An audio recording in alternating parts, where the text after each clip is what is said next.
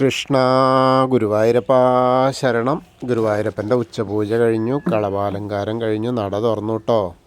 ഇന്നിപ്പോൾ ഗുരുവായൂരപ്പനെ ശുദ്ധി ചടങ്ങുകളൊക്കെയാണ്. അപ്പോൾ അത് കാരണം നല്ല തിരക്ക്, അതായത് 25 കലശം അങ്ങനെയൊക്കെയുള്ള കാര്യങ്ങളുണ്ടാവുകൊണ്ടേ കുറേശ്ശെ ആണ് ദർശന നിയന്ത്രണമൊക്കെ ഉണ്ടേ. വൈകുന്നേരങ്ങളിലൊക്കെയാണ് ഗുരുവായൂരപ്പന്. അത് കഴിഞ്ഞാൽ പിന്നെ അയ്യപ്പന്, ഗണപതിക്ക്, പിന്നെ ഭഗവതിക്ക്, അങ്ങനെ എല്ലാ ശുദ്ധി ചടങ്ങുകൾ മാസാമാസം നടക്കുന്ന ചടങ്ങുകളുള്ള കാരണേ. അപ്പോൾ എന്തായാലും നമുക്ക് തൊഴാനായിട്ട് പോവാം. ആദ്യം തന്നെ കിഴക്കേ നടയിലുള്ള മഞ്ജുളാലിനെ ഒന്ന് പ്രദക്ഷിണം ചെയ്തിട്ട് വരാം. അവിടുന്ന് അങ്ങനെ വരുമ്പോൾ നേരെ വന്ന് അത്തിമര ഗണപതിയെ ഒന്ന് തൊഴുത് സർവ്വവിഘ്നങ്ങളും അകറ്റിത്തരാൻ വേണ്ടി പ്രാർത്ഥിച്ച് നമുക്കിങ്ങനെ പോരാം. അങ്ങനെ ഗോപുരവാതിൽ കടന്ന് അകത്തേക്ക് വരിക. അകത്തേക്ക് വരുമ്പോൾ ആ വലിയ ബലിക്കല്ല് കാണാം. അതിൻ്റെ മുകളിലേക്ക് ഇങ്ങനെ നോക്കിയാൽ കേശവൻ്റെ ഗജരാജൻ കേശവൻ്റെ 2 കൊമ്പുകൾ കാണാം. അതിന് നടുക്കായി മഹാലക്ഷ്മി ദേവീനെയും കാണാം. പിന്നെ അവിടുന്ന് വാതിൽപ്പടി കയറുമ്പോൾ ഇപ്പോൾ സുഖമാണ്, കാരണം ഈരണ്ട് വരിയായിട്ടാണ് വിടുന്നത്. അപ്പോൾ വളരെ സുഖമാണ്. പിന്നെ പറയാൻ വന്നത് എന്താ വെച്ചാൽ, ഇപ്പോൾ താൽക്കാലികമായിട്ട് മഴയുടെ കാരണം സീനിയർ സിറ്റിസൻ്റെ അത് സാധാരണ ജനറൽ ക്യൂവിൽ തന്നെയാണ് കേട്ടോ. അതിൻ്റെ ഒരു സൈഡിലേക്ക് ആക്കിയാണ്. മഴ കൊള്ളുകയാണ്. ഭഗവതിയുടെ അവിടെ തന്നെയാണ്, പക്ഷേ കുറച്ചിങ്ങോട്ട് ജനറൽ ക്യൂവിൻ്റെ അവിടെയാണ്. അങ്ങനെ അത് അതിൻ്റെ ഇടയിൽ പറയാൻ വന്നതാണ്. നമുക്കെന്തായാലും തൊഴാനായിട്ട് പോയി നമ്മൾ ആ വാതിൽപ്പടി കയറുമ്പോൾ ഇടതേ സൈഡിലുള്ള മേൽപ്പത്തൂരിനെ ആ പീഠം നോക്കിയിട്ടൊന്ന് സ്മരിക്കുക. വലതേ സൈഡിലുള്ള തൂണ് നോക്കിയിട്ടും ഒന്ന് സ്മരിക്കാം. അങ്ങനെ നമ്മൾ ഭഗവാന്റെ ശ്രീലകത്തേക്ക് ഇങ്ങനെ നോക്കുകയാണ്. അപ്പോൾ ആ നെയ്വിളക്കിൻ്റെ ശോഭയിൽ ഇങ്ങനെ ഭഗവാന്റെ അമ്പാടിയിലെ ഓരോരോ അലങ്കാരങ്ങൾ കാണുന്നതല്ലേ. അപ്പോൾ നമുക്കിങ്ങനെ പോയി നോക്കുക.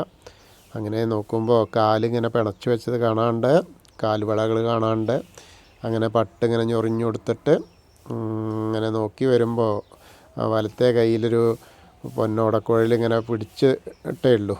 അതായത് മാറത്തോട് നെഞ്ചോട് ചേർത്ത് ഇങ്ങനെ പിടിച്ചിട്ടുണ്ട്. അതേപോലെ ഇടത്തെ കൈ ഇങ്ങനെ ഒരു വെണ്ണക്കുടമുണ്ട്. വെണ്ണക്കുടത്തിൽ നമ്മൾ എന്താ പറയുക, കടയണ കടക്കോല് ഇട്ടിട്ട് ഇങ്ങനെ നിൽക്കുകയാണ്. അതുമ്മലിങ്ങനെ ഊന്നി നിൽക്കുന്ന പോലെ. എന്താ ഉദ്ദേശമാണോ, എണ്ണ കടയാൻ ഉദ്ദേശമുണ്ടോ എന്താണെന്ന് അറിയില്ല. എന്തായാലും വളരെ മനോഹരമായിട്ടുള്ളൊരു കാഴ്ച, നല്ല രസമായിട്ട് ഉണ്ട്. അമ്പാടി തന്നെയാണ്, അമ്പാടിയിൽ നിന്നുള്ള ആ ഒരു കാഴ്ചയാണ് നമുക്ക് മുന്നിലെത്തിയിട്ടുള്ളത്. അപ്പോൾ ആ ഉണ്ണിക്കണ്ണൻ്റെ ആ ഒരു കാഴ്ച എന്ന് പറഞ്ഞാൽ വളരെ മനോഹരം. അങ്ങനെ മുകളിലേക്ക് ഇങ്ങനെ നോക്കുമ്പോൾ അരമണി കിങ്ങിണിയൊക്കെ ചാർത്തിയിട്ടുണ്ട്. കിങ്ങിണി ഇങ്ങനെ ഞാന്ന് കിടക്കുന്നുണ്ട്. ആ കുമ്പയൊക്കെ നല്ല വീർത്തിട്ടുണ്ട്, കുഞ്ഞ് കുമ്പയൊക്കെ നന്നായിട്ട് വീർത്തിട്ടുണ്ട്. നേദ്യച്ചോറൊക്കെ നന്നായിട്ട് കഴിച്ചിട്ടേ അവിടുന്ന് വെണ്ണയൊക്കെ കഴിച്ചതും എല്ലാം കൂടി ആയതുകൊണ്ട് നല്ല ഉണ്ണിയായിട്ടാണ്. അതേപോലെ മുഖത്തേക്ക് ഇങ്ങനെ നോക്കി വരുമ്പോൾ മാറത്തെ ഒരു മാങ്ങാമാല, ഒരു വളയം പോലത്തെ മാല, ഒരു പതക്കം പോലത്തെ മാല, പിന്നെ ഗോപി ഇതിലകം വെച്ചിട്ടുണ്ട്. കാതിൽ ചെവിപ്പൂക്കൾ വെച്ചിട്ടുണ്ട്. തിരുമുടി മാല കെട്ടിയിട്ടുണ്ട്. പീലി തിരുമുടി ഇങ്ങനെ കെട്ടിയിട്ട് കളഭം കൊണ്ട് പീലി ചാർത്തിയിട്ടുണ്ട്. അതിൻ്റെ മുകളിൽ തിരുമുടി മാലകൾ 2 ഉണ്ട്. തുളസിയും വെളുത്ത പൂവും തെച്ചിയായിട്ടുള്ളതും, അതേപോലെ തുളസിയും വെളുത്ത പൂവായിട്ടുള്ളതും, അതേപോലെ വലിയ ഉണ്ടമാലകൾ 2 തെച്ചിപ്പൂവും തുളസിയായിട്ടുള്ള ഒരെണ്ണം, വെളുത്ത പൂവും തുളസിയും താമരയായിട്ടുള്ള ഒരെണ്ണം. അങ്ങനെ നല്ല രസമായിട്ടുള്ള കാഴ്ചയാണ്. കൈവളകൾ കാണാണ്ട്, തോൾവളകൾ കാണാണ്ട്, അങ്ങനെ നല്ല ഒരു കാഴ്ച. അപ്പോൾ ഭഗവാന്റെ ശ്രീലകത്തേക്ക് നമ്മൾ സോപാനപ്പടിയിൽ നിന്ന് നോക്കുകയാണ്. നോക്കുമ്പോൾ കാണുന്ന കാഴ്ചയാണ്. അപ്പോൾ നിങ്ങളെല്ലാവരും ഇപ്പോൾ ആ സോപാനപ്പടിയിൽ നിന്നിട്ട് ഭഗവാന്റെ ശ്രീലകത്തേക്ക് നോക്കിയിട്ട് ആ വെണ്ണക്കുടത്തിൽ കടക്കോലിട്ട് നിൽക്കുന്ന ആ ഓടക്കുഴൽ, പൊന്നോടക്കുഴൽ മുറുകെ പിടിച്ച് നിൽക്കുന്ന ആ ഉണ്ണിക്കണ്ണനെയാണ്. കാലിങ്ങനെ പിണച്ചു വെച്ച് നിൽക്കുന്ന, വേണുഗാനം പൊഴിക്കാനല്ല കേട്ടോ, വെറും തന്നെ നിൽക്കണേ ഉള്ളൂ. എന്തോ ഉദ്ദേശത്തിലാണ് ആൾ. ആ ഒരു കാഴ്ചയാണ് നമ്മൾ കാണുന്നത്. അപ്പോൾ എല്ലാവരും കണ്ട് തൊഴുതോളൂ, നന്നായിട്ട് പ്രാർത്ഥിച്ചോളൂ കേട്ടോ. അങ്ങനെ അത് കഴിഞ്ഞാൽ നമ്മൾ അവിടുന്ന് സോപാനപ്പടിയിൽ നിന്ന് ഇറങ്ങിയിട്ട് ആദ്യം തന്നെ കിഴക്കേ ആ ഒരു ബലിക്കോണിൽ, അഗ്നികോണിലുള്ള ബലിക്കല്ല് നോക്കിയിട്ട് തൊഴാം. പിന്നെ നേരെ തിടപ്പള്ളി നോക്കി തൊഴാം. പിന്നെ അവിടെ നിന്ന് ഇങ്ങനെ തിരിഞ്ഞ് ഗോപുരത്തിൻ്റെ അവിടേക്ക് നോക്കിയാലേ ആലിലക്കണ്ണനെ കാണാം, അതും കണ്ട് തൊഴാം. അതുപോലെ സപ്തമാതാക്കളെ കാണാം, ആ ഗ്രില്ലിന് കഴിഞ്ഞ് പോകുന്ന സപ്തമാതാക്കളെ കണ്ട് തൊഴാം. പിന്നെ ഗണേശൻ്റെ അടുത്തേക്ക് വരിക. ഗണേശൻ്റെ അവിടെ നിന്നുകൊണ്ട് പീലിയൊക്കെ ഉണ്ട്, കളഭം ഇങ്ങനെ നന്നായിട്ട് ചാർത്തിയിട്ടുണ്ട്, ചന്ദനം അരച്ചിട്ട് കളറൊക്കെ മാറ്റിയിട്ടും ഒക്കെ ആയിട്ട് നല്ല രസമായിട്ടുണ്ട്. നിറയെ പൂക്കളെ അലങ്കാരം ചെയ്തിട്ടുമുണ്ട്, അർച്ചന പൂക്കളും ധാരാളമുണ്ട്. അപ്പോൾ വിഘ്നേശ്വരനെ കണ്ട് തൊഴുതോളൂ കേട്ടോ, എല്ലാവരും പ്രാർത്ഥിച്ചോളൂ. ഏകദന്തം മഹാകായം തപ്തകാഞ്ചന സന്നിഭം ലംബോദരം വിശാലാക്ഷം വന്ദേഹം ഗണനായകം. അത് കഴിഞ്ഞ് സരസ്വതി അറയിലേക്ക് നോക്കുക, അവിടെ നോക്കിയിട്ട് തൊഴുക, പ്രാർത്ഥിക്കുക. സരസ്വതി നമസ്തുഭ്യം വരദേ കാമരൂപിണി വിദ്യാരംഭം കരിഷ്യാമി സിദ്ധിർഭവതു മേ സദാ. അങ്ങനെ അത് കഴിഞ്ഞ് അവിടുന്ന് ഇങ്ങനെ വരുമ്പോൾ ചെറിയ കോർണറിലെത്തിയാൽ ചെറിയ ഗണപതിയെ കാണാതെ തൊട്ട് തലോടാം. പിന്നെ മത്സ്യം, കൂർമ്മ, വരാഹം, നരസിംഹം വരെയുള്ള രൂപങ്ങളൊക്കെ കാണാം. മേൽശാന്തിയിൽ അവിടുന്ന് ചന്ദനവും തീർത്തൊക്കെ വാങ്ങാം, അർച്ചന പ്രസാദം വാങ്ങാം. ഇന്നത്തെ ഉച്ചപൂജ ഉണ്ടായിരുന്നത് മേൽശാന്തി തന്നെയാണ്, കാവ്പ്രമാരാത്ത് അച്യുതൻ നമ്പൂതിരിപ്പാട്. അതേപോലെ വാമനാവതാരം കാണാം, ഗജേന്ദ്രമോക്ഷത്തിൻ്റെ രൂപം കാണാം. പിന്നെ ഗരുഡാരൂഢനായിരിക്കുന്ന മഹാവിഷ്ണുവിനെ കാണാം. പിന്നെ അനന്തശായിയായ അനന്തപത്മനാഭനെ കാണുമ്പോൾ ഒന്ന് എത്ര മാലകളാച്ചിട്ടാണ്, ധാരാളം മാലകൾ, വലിയ വലിയ ഉണ്ടമാല, ചെണ്ടുമല്ലിമാല, അതേപോലെ തെച്ചിപ്പൂ കൊണ്ടുള്ള മാല, തുളസി മാല, നിറയെ മാലകളാണ്. അതിൻ്റെ മുകളിലൊക്കെ വിധാനമായിട്ടിന്ന് മാലകൾ കൊണ്ട് തന്നെ അഭിഷേകം എന്ന് പറഞ്ഞ മാതിരിയാണ്, അത്രയും മാലകളുണ്ട്. അങ്ങനെ അവിടുന്ന് നമ്മൾ പ്രാർത്ഥിച്ച് നേരെ ശരിക്കും പറഞ്ഞാലേ അനന്തൻ്റെ അവിടെ വന്ന് പ്രാർത്ഥിക്കുമ്പോൾ ഈ കാൽഭാഗത്ത് വന്ന് പ്രാർത്ഥിക്കുക, അതാണ് ഏറ്റവും നല്ലത് കേട്ടോ. അത് ഒരു പ്രത്യേകത എന്താ വെച്ചാലേ, നമ്മൾ മഹാഭാരതത്തിൽ കൃഷ്ണനെ കാണാൻ വേണ്ടിയിട്ട് അർജുനനും ദുര്യോധനും കൂടി ചെന്നപ്പോൾ അർജുനൻ കൃഷ്ണൻ്റെ കാൽഭാഗത്തിലിരുന്നു, മറ്റാൾ നേരെ ഞാൻ വലിയ ആളല്ലേ എന്ന് പറഞ്ഞിട്ട് തലയുടെ ഭാഗത്തിരുന്നു. അപ്പോൾ ആദ്യം ഉറക്കം എണീച്ച് നോക്കുമ്പോൾ കാണുന്നത് കാൽഭാഗത്തേക്കാണ്, അല്ലാതെ നമ്മൾ ആരായാലും ഇപ്പം മേലേക്ക് നോക്കില്ലല്ലോ, കാൽപാദത്തിൻ്റെ അവിടേക്കല്ലേ നോക്കുക. അപ്പോൾ അതേപോലെയാണ് നമ്മൾ കാൽപാദത്തിൻ്റെ അവിടെ വന്നിട്ട് പ്രാർത്ഥിച്ചാൽ അത് എളുപ്പം കേൾക്കുന്ന. അപ്പോൾ അനന്തശായിയായ അവിടെ ചെല്ലുമ്പോൾ കാൽപാദം നോക്കുക. അതേപോലെ ഇപ്പോൾ അനന്തപത്മനാഭൻ്റെ അവിടെ ചെല്ലുന്ന നമ്മൾ തൊഴുമ്പോഴും ആദ്യം കാണുന്നത് കാൽപാദമാണ്. അപ്പോൾ കാൽപാദത്തിലേക്ക് നോക്കിയിട്ട് പാതാരവിന്ദം നോക്കിയിട്ട് തൊഴുക കേട്ടോ. അങ്ങനെ അവിടെ തൊഴുത് നമ്മൾ ശ്രീകോവിലിൻ്റെ പുറകുവശത്തായിട്ട് വന്ന് സാഷ്ടാംഗം നമസ്കരിക്കുക. അതിനുശേഷം തിരിച്ചിങ്ങനെ വരുമ്പോൾ ബാക്കിയുള്ള ദശാവതാര വിഗ്രഹങ്ങളൊക്കെ ശ്രീരാമനും ബലരാമനും ഭാർഗവരാമനും അതേപോലെ കൃഷ്ണനൊക്കെ അങ്ങനെ കൽക്കിയും എല്ലാവരും കണ്ട് തൊഴുത് മുരുകൻ്റെ അവിടെ വരിക. അവിടെ വന്നാൽ ഭസ്മം കൊണ്ടുള്ള അഭിഷേകം കാണാം. അത് കഴിഞ്ഞാൽ ഹനുമാൻ സ്വാമിയുടെ അടുത്തേക്ക് വരിക. ഇന്നിപ്പോൾ ഒരു തുളസിമാല മാത്രമേ കാണാനുള്ളൂ, കുറച്ച് കുങ്കുമം, കുറച്ച് എന്ന് പറഞ്ഞാൽ വളരെ കുറച്ച്, കിടുക്കാനില്ല, അത്രയൊക്കെ ഉള്ളൂ. നമുക്ക് എന്തായാലും ഹനുമാൻ സ്വാമീനെ പ്രാർത്ഥിക്കുക കേട്ടോ, എല്ലാവരും പ്രാർത്ഥിച്ചോളൂ. ത്വമസ്മിൻ കാര്യനിര്യാഗേ പ്രമാണം ഹരിസത്തമ ഹനുമാൻ യജ്ഞമാസ്തായ ദുഃഖക്ഷയകരോ ഭവ മനോജവം മാരുതതുല്യവേഗം ജിതേന്ദ്രിയം ബുദ്ധിമതാം വരിഷ്ടം വാതാത്മജം വാനരയൂഥമുഖ്യം ശ്രീരാമദൂതം ശിരസാ നമാമി. ബുദ്ധിർബലം യശോധൈര്യം അരോഗത അജാഡ്യം വാക്പടുത്തം ഹനുമസ്മരണാത് ഭവേത്. ഓം നമോ ഭഗവതേ ആഞ്ജനേയായ മഹാബലായ സ്വാഹ.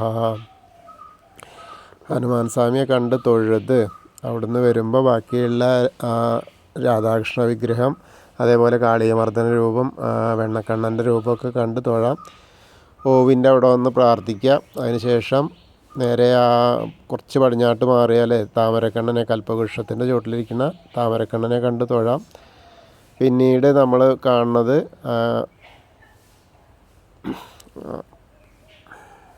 മണിക്കിണർ നോക്കിയിട്ട് തൊഴാം. അതേപോലെ നൃത്താറയിലേക്ക് നോക്കി തൊഴാം. പിന്നീട് കുറൂരമ്മേനും നാരദരെയും അങ്ങനെയൊക്കെ കണ്ട് തൊഴുത് നമ്മൾ വടക്കേ നടയിൽ കൂടെ പുറത്തേക്ക് വന്ന് പ്രസാദ കൗണ്ടറിൽ നിന്ന് ചന്ദനവും തീർത്തൊക്കെ വാങ്ങാം. പിന്നീട് നമ്മൾ നേരെ വന്ന് ഭഗവതിയുടെ അടുത്തേക്ക് വരികയാണ്, എടത്തരകത്ത് കാവിലെ ഭഗവതിയുടെ അടുത്തേക്ക്. അവിടെ വരുമ്പോൾ കുറച്ചൊക്കെ തിരക്കുണ്ട്. അതിൻ്റെ ഇടയിൽ കൂടെ അങ്ങനെ നോക്കുമ്പോൾ നമുക്ക് ഇന്നിങ്ങനെ ചന്ദനം പൂശിയിട്ടുണ്ട്, മുഖമൊക്കെ നന്നായിട്ട് വന്നിട്ടുണ്ട്, കണ്ണൊക്കെ എഴുതി നല്ല വാലിട്ട് ഇങ്ങനെ കണ്ണെഴുതിയിട്ടുണ്ട്, വലിയ ചുവന്ന പൊട്ട് ഇങ്ങനെ ഉണ്ട്, പിന്നെ നല്ല ഒരു ചുവന്ന പട്ട് ഇങ്ങനെ ഉടുപ്പിച്ചിട്ടുണ്ട്. നന്നായിട്ട് ചുവന്ന പൂക്കളാണെന്ന് കണ്ടമാനമുള്ളത്. നല്ല രസമായിട്ടുള്ള അലങ്കാരം കേട്ടോ ഭഗവതിക്ക്, വളരെ നന്നായിട്ടുണ്ട്. അപ്പം അമ്മേനെ കണ്ട് പ്രാർത്ഥിച്ചോളൂ കേട്ടോ.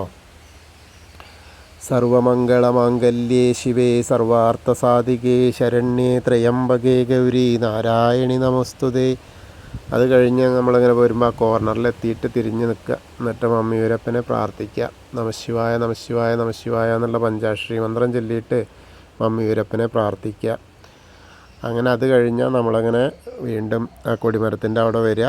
അവിടെ വന്നിട്ട് ഒരിക്കൽ കൂടി ഭഗവാന്റെ ശ്രീലകത്തേക്ക് നോക്കിയിട്ട് ആ വെണ്ണക്കണ്ണനെ, ആ ഉണ്ണിക്കണ്ണനെ നമുക്കൊന്നുകൂടി കാണാം.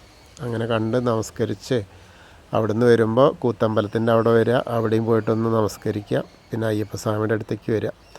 അയ്യപ്പസ്വാമിയുടെ അടുത്തേക്ക് വരുമ്പോൾ അങ്ങനെ നോക്കുമ്പോൾ കിരീടമൊക്കെ ഇങ്ങനെ ആയി വരണു. അതേപോലെ മുഖമൊക്കെ ഇങ്ങനെ ചന്ദനം കൊണ്ട് ചാർത്തി വരികയാണ്. നന്നായിട്ടുള്ള ചാർത്തുകളാണ്, നല്ല ഒരുക്കങ്ങൾ വരുന്നുണ്ട്. ധാരാളം അർച്ചനപ്പൂക്കളുണ്ട്. അപ്പോൾ അവിടെ നമുക്ക് പ്രാർത്ഥിക്കാം. ഭൂതനാഥ സദാനന്ദ സർവഭൂതദയാപര രക്ഷ രക്ഷ മഹാബാഹു ശാസ്തേ സ്തുഭ്യം നമോ നമ. അങ്ങനെ ഭൂതനാഥനെ കണ്ട് തൊഴുത് നമ്മൾ വരുമ്പോൾ പടിഞ്ഞാറ നടയിലെത്തുമ്പോൾ ആ ദീപസ്തംഭത്തിലെ വേണുഗോപാലിനെയും കാണാം. അതേപോലെ ആ കൊടിമരത്തിൻ്റെ മുകളിലുള്ള ഗരുഡധ്വജനെയും കണ്ട് തൊഴുത് പടിഞ്ഞാറ നടയിൽ കൂടെ പുറത്തേക്ക് വരിക. പുറത്തേക്ക് വന്നിട്ട് നമ്മൾ കുളത്തെ, ആ രുദ്രതീർത്ഥക്കുളത്തെ ഒന്ന് പ്രദക്ഷിണം ചെയ്യാനായിട്ട് പോവുക. അങ്ങനെ വരുമ്പോൾ നടുക്കിൽ നോക്കിയിട്ട് ആ കാളിയമർദ്ദന രൂപം കാണാം. അത് കണ്ട് തൊഴാം. അങ്ങനെ കണ്ട് തൊഴുത് നാരായണാലയത്തിൽ വന്നിട്ട് അവിടെ ഒന്ന് പ്രാർത്ഥിച്ച് ആ പൂന്താനം തിരുമേനി പൂജിച്ചിരുന്ന വിഗ്രഹമൊക്കെ കണ്ട് അവിടുന്ന് വരുമ്പോൾ അങ്ങനെ ഭഗവതിയുടെ അവിടേക്ക് വരിക. അവിടെ നിന്ന് ഒന്നുകൂടി പ്രാർത്ഥിക്കുക. പിന്നീട് വലിയ ദീപസ്തംഭത്തിൻ്റെ അവിടെ വന്ന് കിഴക്ക് വശത്ത് വന്നിട്ട് ഭഗവാന്റെ ശ്രീകോവിലേക്ക് ഒന്നുകൂടി നോക്കുക. എന്നിട്ട് അവിടെ നിന്നും പ്രാർത്ഥിക്കുക. പിന്നെ തെക്കേ നടയിൽ വന്നിട്ട് കൂവള മരത്തെ ഒന്ന് പ്രദക്ഷിണം ചെയ്യാൻ നോക്കുക. അങ്ങനെ പ്രദക്ഷിണം ചെയ്യുമ്പോൾ മഹാദേവനെയും പാർവതീദേവീനെയൊക്കെ മനസ്സിൽ വിചാരിച്ചുകൊണ്ട് പ്രദക്ഷിണം ചെയ്യുക. അപ്പോൾ അവരുടെ ഒരു അനുഗ്രഹം കൂടി നമുക്ക് കിട്ടും. അപ്പോൾ നമ്മൾ ഇന്നത്തെ ഉച്ചപൂജയും കളഭാലങ്കാരമൊക്കെ കണ്ടു തൊഴുതു. എല്ലാവർക്കും ആ ഗുരുവായൂരപ്പൻ്റെ അനുഗ്രഹം ലഭിക്കും. കൃഷ്ണായ വാസുദേവായ ഹരയേ പരമാത്മനെ പ്രണതക്ലേശനാശായ ഗോവിന്ദായ നമോ നമ. അതുപോലെ നമ്മളോട് പ്രാർത്ഥിക്കാൻ പറഞ്ഞിട്ടുണ്ടായിരുന്നു. അപ്പോൾ എല്ലാവർക്കും വേണ്ടി നമുക്ക് പ്രാർത്ഥിക്കാം. പ്രണവ് തൃക്കേട്ട അസുഖം മാറാൻ വേണ്ടി, ശ്രീഹരി രേവതിക്കും നീറ്റ് പരീക്ഷയിൽ വളരെ സെലക്ഷൻ കിട്ടാൻ വേണ്ടിയിട്ടാണ്. സേതു സന്തോഷിൻ്റെ മക്കളുടെ കല്യാണം നടക്കാൻ വേണ്ടി, ശോഭ രേവതി അവരുടെ കാൽമുട്ട് വേദന മാറാൻ, ഹരിണി പൂരാടം ശ്യാം സുന്ദർ സൽസന്താന ലബ്ധിക്ക് വേണ്ടിയിട്ടാണ്, ശിവകയത്രി കുട്ടിയുടെ മനോബലം ശരിയാവാൻ വേണ്ടിയിട്ടാണ്, പ്രവീൺ തിരുവോണം ശ്രീഹരി അശ്വതി മായ ഉത്രാടം മഹിളാമണി ചോതി ഇവർക്ക് ആരോഗ്യത്തിന് വേണ്ടിയിട്ടാണ്, ആയുരാരോഗ്യത്തിന് വേണ്ടിയിട്ട്, ആഷിത് രോഹിണി പരീക്ഷാ വിജയത്തിന് വേണ്ടിയിട്ട്, സരിത സജി ജോലി ശരിയാവാൻ വേണ്ടിയിട്ട്, പിന്നെ നമ്മുടെ കൂടെയുള്ള എല്ലാവർക്കും നല്ലത് നടക്കാൻ വേണ്ടിയിട്ട് നമുക്ക് എല്ലാവർക്കും പ്രാർത്ഥിക്കാം. ഇനി ചെറിയൊരു കഥ കേട്ടോ. ഇന്ന് നമ്മൾ പറയുന്നത് രാമായണ കഥ, അതായത് രാമനൊക്കെ ജനിക്കാൻ തന്നെ ഇടയാക്കിയ ആ ഒരു രാവണനെ പറ്റിയിട്ടാണ്. അസാമാന്യന്മാരിൽ വെച്ചിട്ട് അസാമാന്യൻ, സകല കലാവല്ലഭൻ, ബ്രഹ്മഗുണവും ക്ഷത്രിയ വീര്യവും, രാവണ ജന്മത്തിൻ്റെ രസക്കൂട്ട്, കൊടിയ ഭക്തി കൊണ്ടും തപസ്സുകൊണ്ടും നേടിയ വരങ്ങൾ, പഠിച്ച വേദങ്ങളിലെല്ലാം അഗ്രഗണ്യൻ, ആയുർവേദത്തിലും സംഗീതത്തിനും ഭരണ നൈപുണ്യത്തിലും യുദ്ധതന്ത്രങ്ങളിലും ആയുധ മികവിലും രാവണനു പകരം വയ്ക്കാൻ ആരുമില്ലായിരുന്നു. പക്ഷേ ശാപങ്ങളുടെ പെരുമഴയിലും സ്വന്തം കരുത്തുകൊണ്ടും ശിവഭക്തി കൊണ്ടും പിടിച്ചു നിന്ന കരുത്തന് സീത അപഹരണം എന്ന ഒരു ദുർചിന്ത വരെ ആയുസ്സിന് പഞ്ഞമില്ലാതെ കഴിയാൻ കഴിഞ്ഞുള്ളൂ. സീതാപഹരണത്തോടെ മാത്രമാണ് ആ ലങ്കാനാഥൻ്റെ വിധി പൂർണ്ണമാക്കാൻ വാനരസേനയ്ക്കൊപ്പം രാമൻ വരുന്നതുവരെ രാവണന് പകരം രാവണനല്ലാതെ ആരുമില്ലായിരുന്നു. സ്വന്തം ജ്യേഷ്ഠപുത്രനായ നളൻ രംഭയുമായി ക്രീഡ തീരുമാനിച്ചപ്പോൾ രംഭയിൽ മോഹം തോന്നി മകൻ്റെ പത്നീഭാവത്തിലുള്ളവരെ മാനഭംഗപ്പെടുത്തിയ വകയിൽ തുടങ്ങുന്നു സ്ത്രീമോഹത്താലുള്ള രാവണൻ്റെ നാശം. ബ്രഹ്മാവിൻ്റെ മാനസപുത്രിയായ പുഞ്ചകസ്ഥലയെ ബലാത്കാരം ചെയ്തതും ഇനിയൊരു സ്ത്രീയെ ബലാത്കാരം ചെയ്താൽ ഓരോ ശിരസ്സും 10 പൊട്ടിത്തെറിക്കുമെന്നുള്ള ശാപഭയവും മൂലമാണ് സീതയെ ബലമായി പ്രാപിക്കുന്നതിൽ നിന്നും രാവണനെ തടഞ്ഞത്. ശിവനിൽ നിന്നും ചന്ദ്രഹാസവും സമ്പാദിച്ച് ജൈത്രയാത്ര നടത്തുന്നതിനിടയിൽ അനാരണ്യൻ്റെ ഇക്ഷ്വാകുവംശ രാജ്യത്തെത്തി. പരമസാത്വികനായ അനാരണ്യൻ രാവണനെ എതിർത്തില്ലെന്ന് മാത്രമല്ല അഭയവും ചോദിച്ചു. പക്ഷേ മനുഷ്യനാണെന്ന ഒറ്റ കാരണത്താൽ നെഞ്ചിലിടിച്ചു കൊന്നു. മരിക്കാൻ നേരത്ത് നിരപരാധിയായ എന്നെ കൊന്ന നീ എൻ്റെ വംശത്തിൽ പിറക്കുന്ന ഒരാളിൻ്റെ അസ്ത്രമേറ്റ് മരിക്കുമെന്ന് അനാരണ്യൻ ശപിച്ചു. കുശധ്വജനെന്ന മുനിയുടെ ഏകപുത്രിയായ വേദവതി വിഷ്ണുവിനെ ഭർത്താവായി കിട്ടാൻ തപസ്സു ചെയ്തിരുന്നു. രാവണൻ കുശധ്വജനെ വധിച്ച വേദവതിയെ ബലാത്കാരം ചെയ്യാൻ ശ്രമിച്ചു. നിന്നെയും നിന്റെ വംശത്തെയും ഞാൻ കാരണം നാരായണസ്വാമി നശിപ്പിക്കുമെന്ന് വേദവതി ശപിച്ചു. ആ വേദവതി സീതയായിട്ട് പുനർജനിച്ചു. ഒരിക്കൽ കൈലാസത്തിലെത്തിയ രാവണനെ നന്ദികേശൻ ശിവനെ ഇപ്പോൾ കാണാൻ പറ്റില്ലെന്ന് പറഞ്ഞു തടഞ്ഞു. രാവണൻ നന്ദികേശനെ കുരങ്ങൻ എന്ന് വിളിച്ച് പരിഹസിച്ചു. നീയും നിന്റെ വംശവും കുരങ്ങന്മാരാൽ നശിക്കുമെന്ന് നന്ദി ശപിച്ചു. രാവണൻ്റെ ജ്യേഷ്ഠൻ കുബേരൻ്റെ പുത്രനാണ് നളകുബേരൻ. നളകുബേരൻ്റെ ഭാര്യ രംഭ. ഗന്ധർവലോകം ആക്രമിക്കാനെത്തിയ രാവണൻ രംഭയെ ബലാത്കാരം ചെയ്യാൻ ശ്രമിച്ചു. ഞാൻ നിങ്ങളുടെ വധുവാണെന്നൊക്കെ പറഞ്ഞിട്ടും രാവണൻ വിട്ടില്ല. രംഭ നളകുബേരനോട് പരാതിപ്പെട്ടു. ഏതെങ്കിലും സ്ത്രീയെ അവളുടെ അനുവാദം കൂടാതെ പ്രാപിക്കാൻ ശ്രമിച്ചാൽ നിന്റെ 10 തലയും 7 പൊട്ടിത്തെറിച്ചു നീ മരിക്കുമെന്ന് നളകുബേരൻ ശപിച്ചു. അഗ്നിയുടെ ഭാര്യ സ്വാഹാദേവിയെ അഗ്നിയുടെ മുന്നിൽ വെച്ച് രാവണൻ മാനഭംഗപ്പെടുത്താൻ ശ്രമിച്ചു. നിന്റെ ഭാര്യയെ നിന്റെ മുന്നിൽ വെച്ച് മാനഭംഗപ്പെടുത്താൻ ശ്രമിക്കുന്നത് നീ കാണും എന്നായിരുന്നു അഗ്നിയുടെ ശാപം. ദേവഗുരുവായ ബൃഹസ്പതിയുടെ പുത്രി സുലേഖാദേവിയെയും രാവണൻ വെറുതെ വിട്ടില്ല.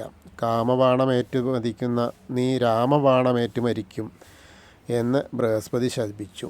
അങ്ങനെ ശാപങ്ങളുടെ വലയത്തിനുള്ളിലും ധീരമായ മുന്നോട്ട് പോയവനാണ് രാവണൻ. കാരണം എന്താ വെച്ചാൽ ഒരു പേടിയില്ലായിരുന്നു എന്നർത്ഥം. ദശകണ്ഠൻ എന്നാൽ 10 തലയും കൊണ്ട് നടക്കുന്ന രാക്ഷസ ജന്മം എന്ന് കരുതിയാൽ തെറ്റി. ഒരു കാര്യത്തെ അതിൻ്റെ 10 സ്ഥായിലും ചിന്തിക്കാനും പ്രവർത്തിക്കാനും ആ കരുത്ത് 20 കൈയുടെ കരുത്തായി 2 കൈകളിലേക്കും സമാഹരിക്കാനും കഴിയുന്നൊരു വൈഭവത്തെയാണ് ദശഗ്രീവൻ എന്ന പദം കൊണ്ട് അർത്ഥമാക്കുന്നത്. രാവണൻ തോറ്റത് സ്വന്തം ഭക്തിയിലാണ്. അതായത് എന്താണെന്ന് വെച്ചാൽ അഹങ്കാരം കൂടിയിട്ട് പരമശിവനെ ആ കൈലാസത്തെ ഇളക്കാൻ ശ്രമിച്ചു. അപ്പോൾ ആ ഇളക്കാൻ ശ്രമിച്ചപ്പോൾ 2 കൈയും ആ കൈലാസത്തിൻ്റെ അടിയിൽ പെട്ടിട്ട് ആ സാമവേദം അങ്ങോട്ട് ചെല്ലിച്ചു. അപ്പോൾ അവിടെയാണ് കരഞ്ഞത്. കാരണം എന്താ വെച്ചാൽ കൈയെടുക്കാൻ കിട്ടണില്ലല്ലോ. പക്ഷെ ആ ഒരു കരച്ചിലും കൂടിയും അതിലും എന്താ ഉണ്ടായി വെച്ചാൽ ചന്ദ്രഹാസം എന്ന ദിവ്യായുധം കിട്ടി. അപ്പോൾ എല്ലായിടത്തും ഓരോന്നിനും ഓരോ കാരണമൊക്കെ ഈ ഈശ്വരന്മാരെന്നെ നിശ്ചയിക്കണ്ടേ. അതുകൊണ്ടാണ്. എന്തായാലും അങ്ങനെ രാവണൻ്റെ ഒരു കഥയും നമ്മൾ പറഞ്ഞു. അപ്പോൾ എല്ലാവർക്കും ആ ഗുരുവായൂരപ്പൻ്റെ അനുഗ്രഹം ലഭിക്കട്ടെ. ഹരേ കൃഷ്ണ. ഗുരുവായൂരപ്പാ ശരണം.